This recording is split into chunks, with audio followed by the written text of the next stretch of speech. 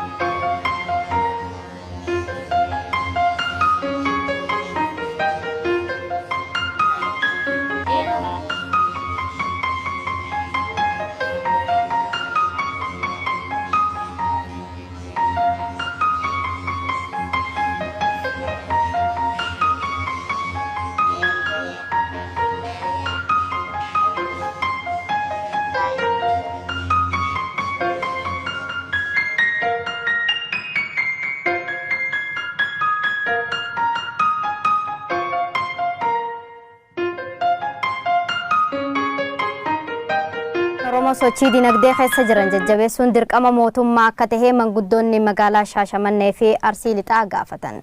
Manguddoonni kun kan dubbatan sirna eebbaa hoteela Grand Royal magaalaa Shaashamannee irratti gaggeeffame irratti. Abdii Tufaa dabalata qaba.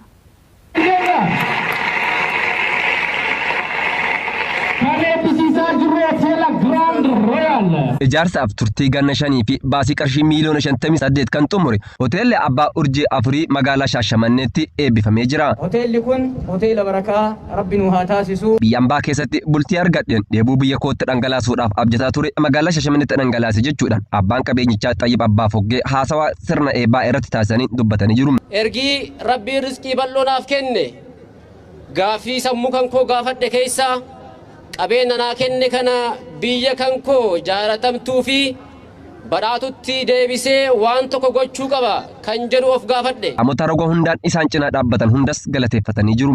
Kantiibaan magaalaa Shaashamannee Obbo Tamaam Huseen qabeenyi ijaarame kan uummataati erga jedhaniin booda qabeenya ofii kan eeggatu immoo abbaadhaa jedhanii jiru. Abbaan qabeenya kana jiraatota magaalaa Shaashamannee hundas jedhanii jiru. Dinagdee kana keessatti hawaasni keenya qooda fudhatu jennu mana ijaaruun qofti gahaadhaa miti. Manni kun mana gabaa ta'uu qaba. Gabaa kana beeknee gabaa walii ta'uu qabna.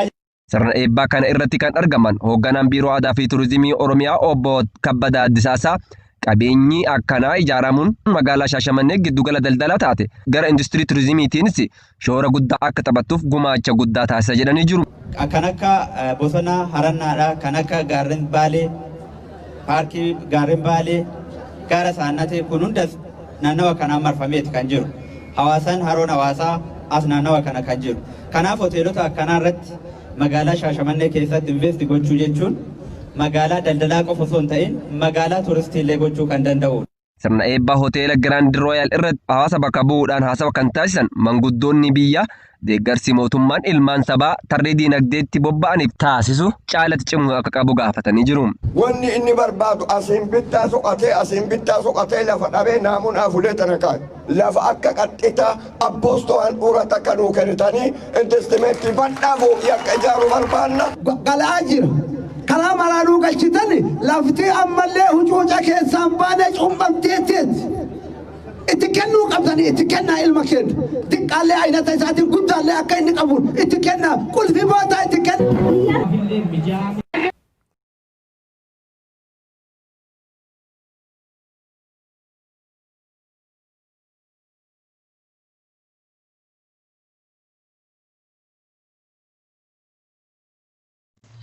Namni Rabbi tirkate abadan hin kufu nasri Rabbi keenya bira nuuf dhufu.